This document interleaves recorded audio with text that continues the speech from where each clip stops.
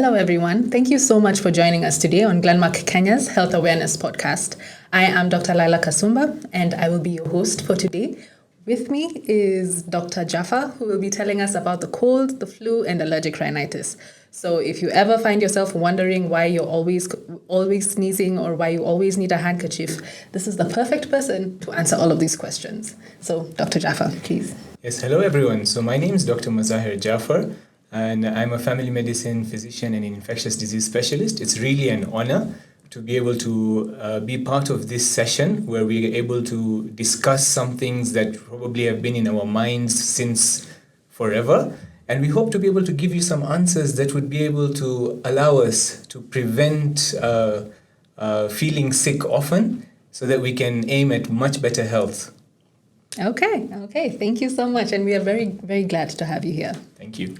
So to begin, people will complain about having the common cold or the flu or allergies or allergic rhinitis. Is there a difference between these three things?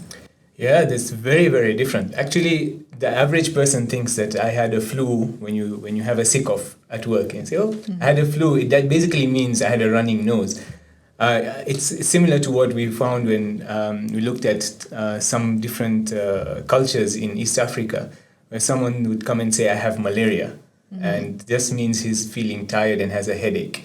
So I think it's very important for us to understand there's three different terms: a flu, a cold, and an allergy or allergic rhinitis, which sounds a little bit scientific, just means allergies in my nose or inflamed noses from allergies. The difference is actually almost in a molecular level. So that's probably the reason that most people would just say flu or cold and that's it. To mean all of them. Yes. And actually, if you look at the molecular level, flu is something completely different. It's caused by either a virus, influenza virus, and it tends to cause, there are two different types of influenza virus. There's influenza type A and type B. I can go into more details, but the most important thing is the commonest in kids is type B, and the least common in kids is type A. A is mostly, we find it in animals and humans, so it mutates. Mutation basically means the virus keeps changing. So back to the point, flu, it's caused by influenza virus, and there's A and B. A is kind of a bit tricky because it can cause problems. It can actually cause death. And B is relatively easier to deal with and tends to cause bad symptoms like coughing, fever, joint pain, headaches, you know, the works. And you can look at that and say, okay, that's your flu for you. So if you want to compare that with a common cold, it's also caused by a virus, but a different virus, a virus that was often found around the nostrils. Nostrils in Latin meaning rhino. So it's a rhinovirus. So the rhinovirus causes the common cold, and it's, I think, correctly named common cold because it's very easy for it to spread person to person. Yes. And therefore it becomes very common. And because of its very, can we say, non-lethal or non-fatal behavior, where you can't really get very serious illness, you just feel very much of a nuisance. You know, you're running nose and your handkerchiefs and you're sneezing and you just want to sleep. No energy. Yeah. So that's what the common cold does to you. It'll not cause pain and fever. Flu could, but the common cold very unlikely. Okay. And then you come now to allergies. Yes. Allergies, you know, it's very interesting. Honestly, in my 18 to 19 years of career, in the start, we would see nasal allergies and skin allergies, one in maybe, 50, 70 cases. Okay. Now, practicing in Nairobi, one in every 3 to 4 people are actually coming up with allergies. That is such a big difference. And you're talking about only 1.5 decades, and you have that much of an increase in allergies. So allergies have become too common. Truth is, allergies are here, and they're starting at different ages. A 70-year-old is starting with his allergies, a 30-year-old is starting, and a newborn baby is starting with allergies. So allergic rhinitis is here, and it's a different phenomenon, which I'll talk to you in more detail as we go further. Okay. I'm also very interested in hearing how come this change has been so quick it's and phenomenal. such a phenomenal change. Really unexpected. Yeah. So could it be the environment? Is it what is causing? Are there like genetic changes? Are we also mutating? So you see, look at diabetes, look at hypertension, look at all these other conditions, cancers.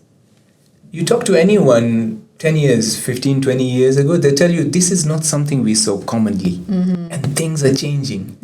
And the environment is affecting, the lifestyle, as you correctly mentioned, is affecting, our diet is affecting us, our sleep, and the fact that we have so much extra work that we have to do. I mean, look at the amount of blue light a person's being exposed to now as compared to as simple as 5 years ago.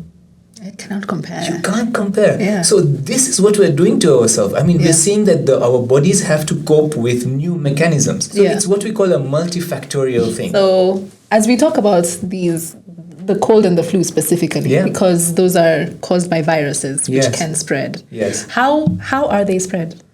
So the cold and flu, I think this is a question which almost every even student would be able to answer you from school, which is very important. You see, the spread is from what we call droplet transmission. So you cough it out and it's all in the respiratory system. And because our first contact to air is our nostrils and our throat, I mean, it's kind of easy for any virus that wants to attack here from droplet to hit it at a go. Yeah. And so it's kind of difficult for us to prevent a flu from ever hitting you. But it's a little bit of solace to most patients when we mention this point. That getting a flu once a year or getting a cold once a year really boosts your immunity. Okay. See, any part of our body that's not being used. If I decide to be a couch potato and sit on my couch all day, I really won't be expecting strong muscles. Yeah, they will atrophy. They will weaken and you won't be able to use them anymore. There you go. And so if a person has a flu once in a while, it primes your immunity and says, hey, you got to be alert because anything can hit you anytime. And imagine if it's just a common cold that doesn't cause any of the very severe symptoms. You've actually done yourself a favor. And you should be able to have a better immunity because of a cold once in a while. So it's like it tells your system, by the way, remember, you still have work to do. Exactly. This is how you need to function. That's spot on. Okay. And you had mentioned influenza type A and type B. Yeah. And you had said that type B now will cause like the louder symptoms. No, A. Type A. Yeah. And that is the one that is also found in animals and in people. Yes. So can I get influenza type A from my pet?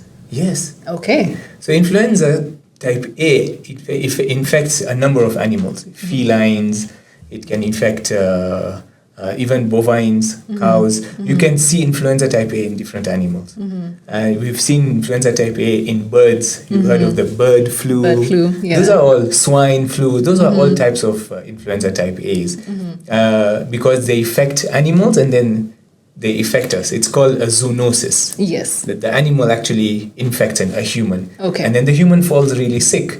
So influenza A can do that. Influenza B cannot. Okay. And therefore B is within humans, and so it doesn't mutate as much. And so it's relatively the milder version instead of A. Okay. Noted. Thank you. So if my cat looks like it has a cold, I should maybe make it wear a mask. Make it wear a mask. Maybe not give it as many hugs. Yeah. You got to be careful. You can catch a flu from animals. Okay. Thank you. The next question I have for you is, why do cold and flu cases spike within a certain season? Like now we're heading into, we're in July, so it should be getting colder. It should be getting colder. And that's when more people seem to present with colds and flus. Why is that the case? So there's a little bit of science behind this. Our immunities are also very much linked with our environment.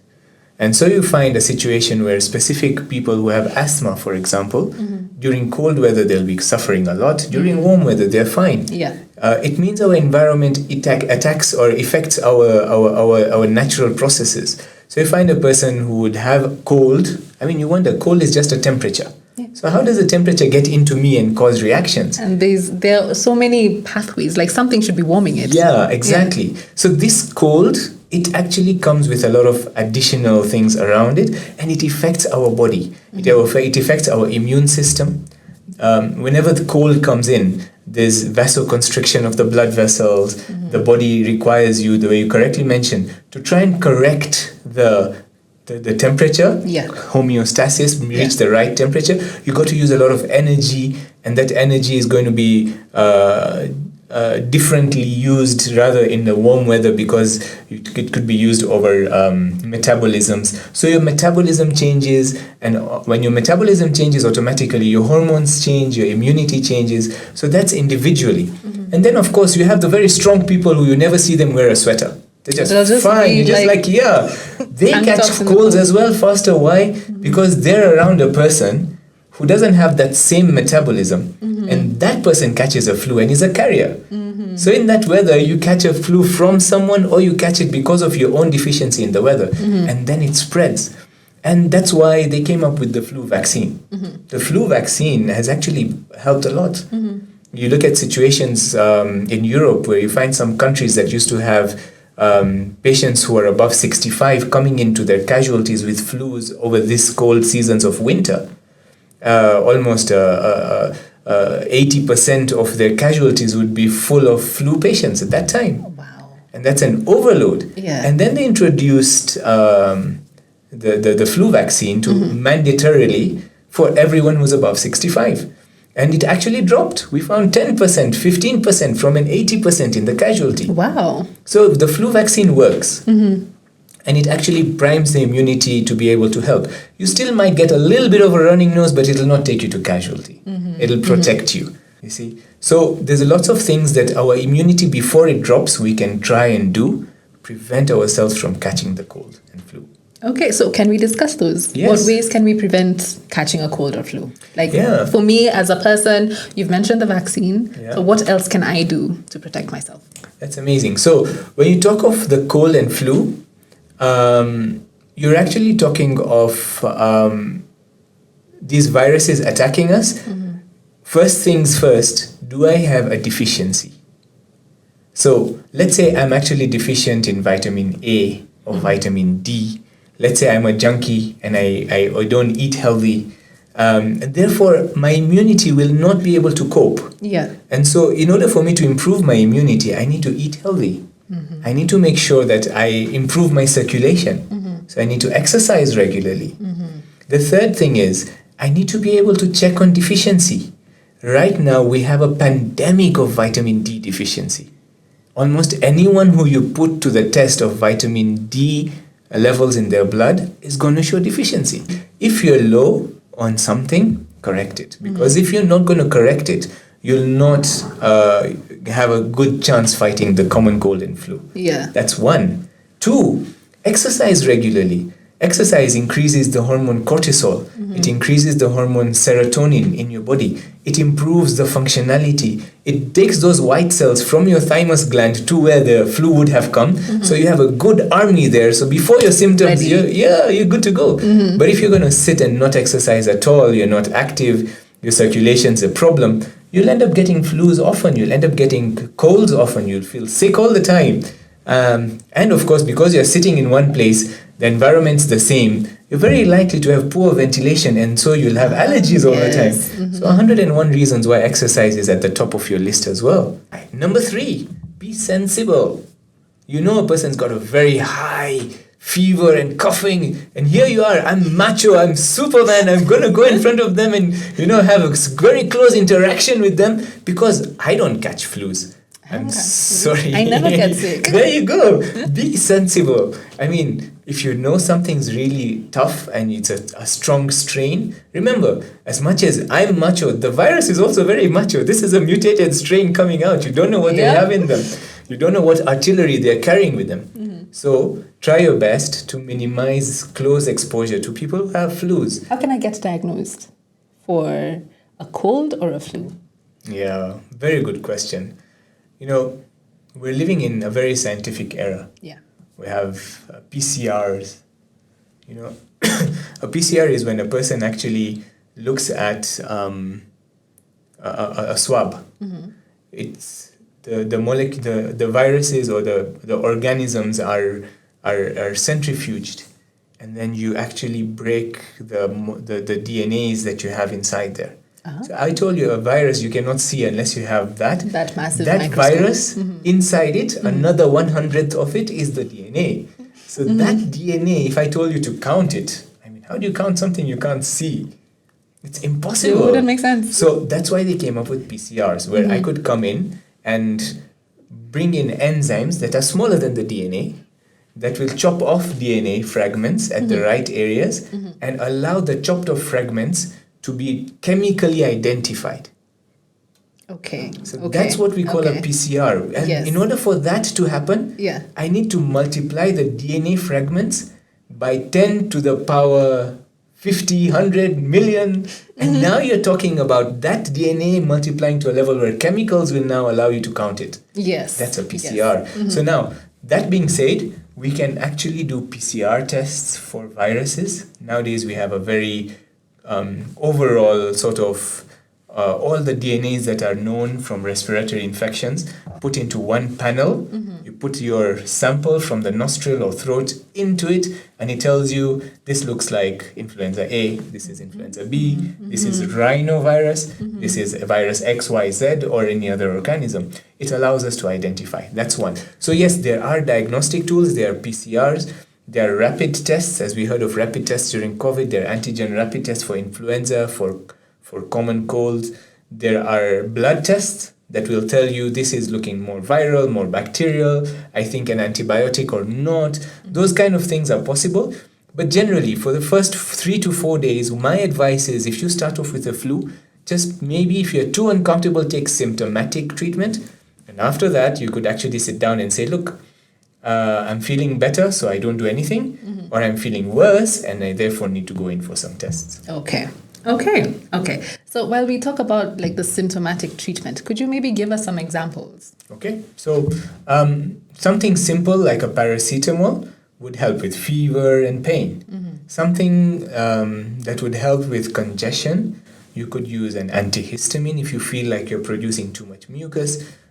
You could use a nasal spray, what we call an intranasal steroid spray, or a nasal spray related to some antihistamines, some leukotriene inhibitors that have been used to be able to clear this out. And we find that whether it's olapatadine, whether it's rupatadine, whether it's a nasal spray with mometasone or fluticasone, we're finding great improvement from congestion almost immediately. Then, when I'm treating symptoms, I need to understand the pathophysiology. So when I get a cold, a flu, or an allergic rhinitis, there's a commonality. There's some areas in the body that have too many blood vessels. One of them is the scalp. You get a small cut in the scalp, you bleed. So you're like, hey, it's too bad. When the doctor says, it's just a small nick, and you just got to stitch it. But it's a heavy bleed. Why? Because it's too much perfused with blood. Too many blood vessels, too much vein. The same thing with our nostrils. We have a lot of heavy blood vessels, veins sitting there. And they react. Our nostril veins, they react to colds and flus and allergies by swelling up. So now you have that congested person say, I'm blowing my nose, no mucus is coming out. And let me just do something for the mucus. It's actually the blood vessels, they're swollen there. And they're giving you some congestion there. So that's why you have sometimes some molecules like acetazolamide. You have some, this very common pseudoephedrine. If you look at most common cold medication, any cold medicine that you look in the market, something for cold and flu, something cold, something cold for night, cold for day, you'd see a lot of different brands. If you look inside, you'd find a molecule pseudoephedrine. Now this pseudoephedrine, it's a wonderful molecule in its own right because it causes vasoconstriction. That means blood vessels shrink. Blood vessels shrink. These blood vessels shrink. I can breathe again. So, there you go. Okay.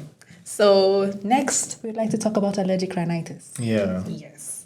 So we've talked about like what allergic rhinitis is and how it's different from like colds and flus, because the cold and flu, they're caused by the viruses. Allergic rhinitis is basically your own body. Correct. Like, it could be influenced by things like your environment and your lifestyle, but it's your own body reacting to allergens. To things that it shouldn't otherwise have reacted to, but now your body is telling you, I don't like this, and you got to avoid it.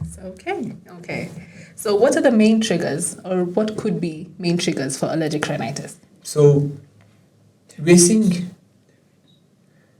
a number of some situations where different countries are actually presenting with different causes of common allergens. Okay, so and I don't even think it's countries. I think it's people, like individualized. So different ethnicities. We're finding, for example, wheat allergies. We're finding milk allergies becoming more and more common. Environmentally, dust, smoke, CFCs, which come from air conditions, they're tending to cause reactions. And there's a very thin line between a reaction to dust and smoke and an allergy to dust and smoke.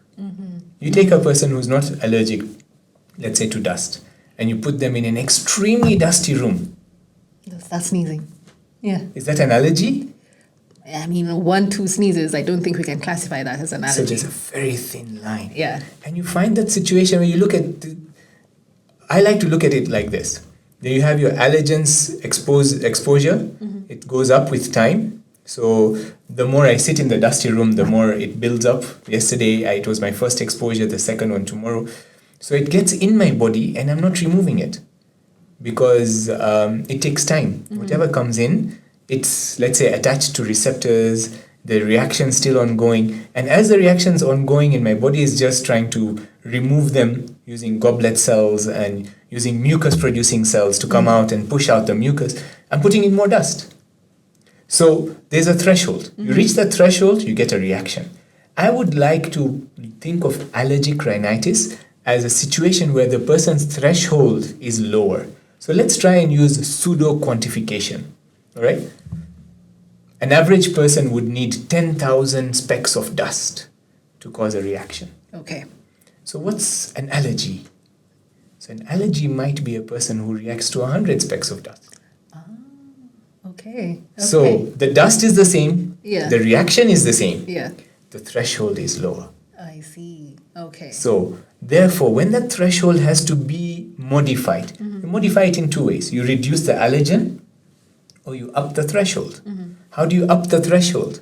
You up the threshold in some specific ways. One of them is what we've already talked about. As you try to improve your immunity, your exercise, your hormonal status, your body tends to grow stronger. There's this concept called tolerance, which is equivocal, a little bit debatable amongst colleagues. It works like this. If I know that I'm allergic to dust, so I should expose myself to a little dust every day so that that level of dust is not new to my body, and therefore I'd be tolerant to higher amounts of dust. It's like when I'm used to a very quiet room where no noise at all, and then you come and you talk to me slightly, I say, oh, that's too loud. But I'm sitting and listening to loud noises, louder and louder, and now you're talking in the same volume, and I'm not finding it loud anymore. Yeah. So the tolerance is something that people have tried in the past. Said, expose your children to a little bit of dust, a little bit of things that you think they might be allergic to, slowly. And when it comes to a time when they will actually get the true exposure, they'll no longer react to it as much because now the threshold is higher. Increased. So that's one option of being able to handle it. The second option is quite interesting as well. You talk of molecules that help to reduce the reactions. So I'll divert from allergic rhinitis a bit, just going to the chest. You have this therapy where people use inhalers, and I don't know why. Everyone's just scared of starting an inhaler. Like, I'll get hooked onto it, don't give me an inhaler. But we saw that when you used inhaled corticosteroid therapy in the lungs, you don't only stop a reaction, you actually improve that threshold. So the allergen wants to come in and the lungs are stronger. Yeah. You actually improve your lung tolerance. You can actually have a longer breath span. You can talk for longer. You can sing in the choir for a bigger note. And you could tolerate a higher level of exercise. And you could tolerate a higher level of weather change. Why? Just because of the inhaled corticosteroid. So what did it do? Did it get rid of the allergy? No. It just increased your threshold. Okay. Now, not 100 specks of dust, but maybe, and not 10,000, but maybe 1,000 specks of dust. That's an improvement. Much better place, no? Yeah. So, similarly, you are likely to consider using medicines and some molecules to increase your threshold slightly. And that helps you. So, people who say, I don't like using medicines, let the allergy be there, your body tends to form a spiral, a snowball effect, where the allergies are constantly being triggered. And when you trigger something too much, it keeps growing anywhere. Even if your child asks for a bottle of milk, you say, not now, not now, not now. There'll come a time they'll come and scream at you. That's a natural phenomenon. Yeah. Our body does the same thing. You let it go, you say, I'll not take anything for my allergies, I'll not take. And then bang, I have such a bad allergy that I never thought it would get there. Here you go, you should have started earlier. So when your body is telling you it's uncomfortable, listen. Yeah, listen. There you go. Okay.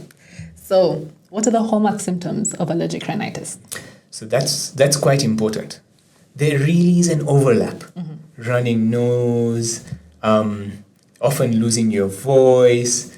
You wake up in the morning and you're like, I have to always, go and remove this mucus from the back of my throat, and especially I breathe, and it's always there. Yeah. Signs of allergic rhinitis. There's this very interesting phenomenon we find in patients where they tickle the back of their mouth. I know that's what you're talking about. Yeah? That happens in people who have allergic rhinitis. And then the nostrils are very centrally placed.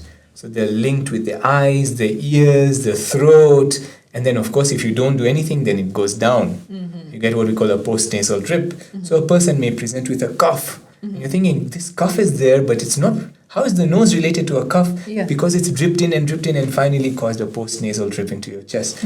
Or you find itching eyes, itching ears, irritation. I feel like I'm in the swimming pool. My ears just not emptying, Yeah. Check for wax, and then the doctor's checking, saying, it's in your mind. There's no wax there. It's actually your nostril telling you have allergic rhinitis. So allergic rhinitis is and then sometimes we have these people who have had allergic rhinitis for so long that they just don't know that this is a symptom. It's just too normal for them. It's just their life. It's just normal. So how do I know that this person has it? You ask them questions like, do you snore? Say, yeah, every night. My wife tells me I snore. And I've tried to get rid of it. I try to get rid of it, just doesn't go. Snoring, sign of allergic rhinitis. You have this congestion that's always there. You're just not doing anything about it. So you start snoring. There's an airflow problem. Lack of sleep. Do you feel daytime somnolence? Do you feel sleepy in the daytime? Very likely you have allergic rhinitis because you're not sleeping. Sometimes there's this phenomenon called sleep apnea. When we sleep, all our muscles relax, all. And they're supposed to relax, including the heart. So the heart rate goes down, the muscles are all limp, nothing's moving apart from the necessary organs. Yes. And the muscles behind the on top of the trachea here on the neck, they also go downwards. So the airway actually shrinks in everyone while you sleep. Now, let's say I have a postnasal drip with so much mucus here, and then my airway shrinks. What happens is... It's blocked. Now, my body's expecting me to relax. I'm sleeping.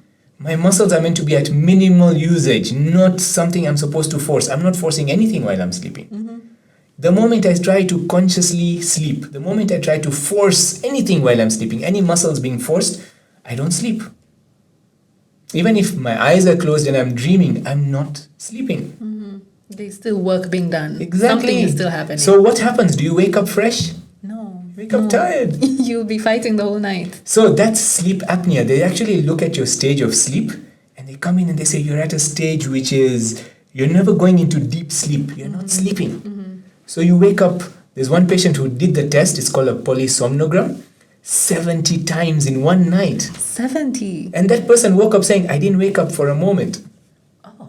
So that's one of the signs of allergic rhinitis. Yeah. Your sleep actually becomes pseudo-sleep. And so you're always tired. So allergic rhinitis versus common colds and flu, I purposely didn't mention allergic rhinitis as running noses and sneezing because that's everywhere. Look out for these symptoms which indicate chronicity and indicate recurrence. Therefore, you should consider yourself a person who might have allergic rhinitis.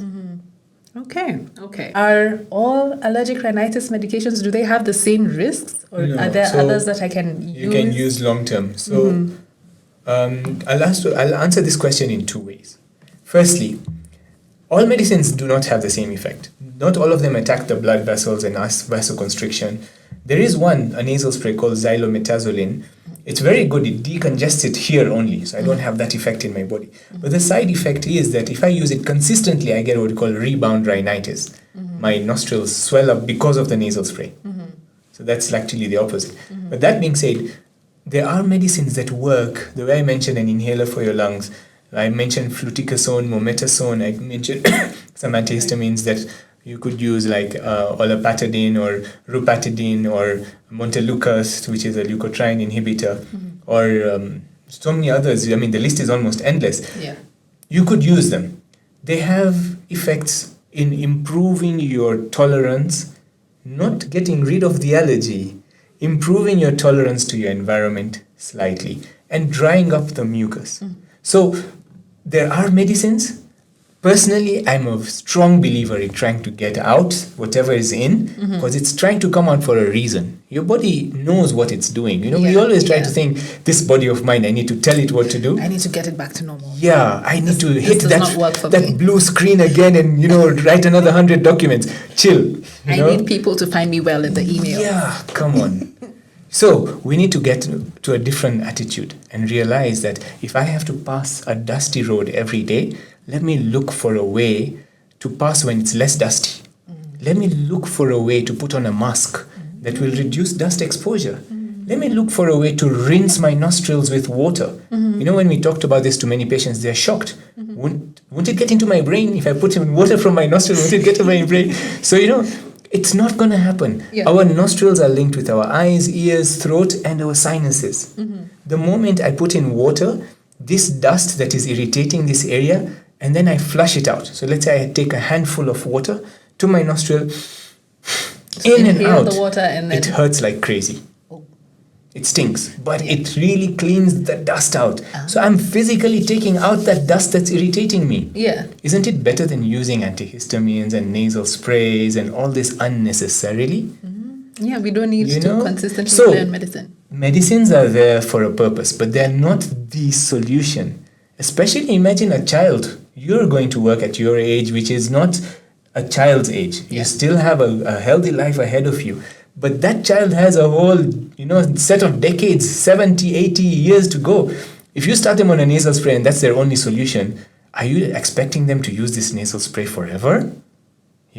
So let's be practical. Can't we just put water up our nostrils and be careful? So these are the kind of tips which, once you are able to follow, you can live with allergic rhinitis while controlling your environment and then resort to medication when you really need it. Okay. Thank you. Thank you very much. Finally, are there any misconceptions that you'd like to address about these conditions?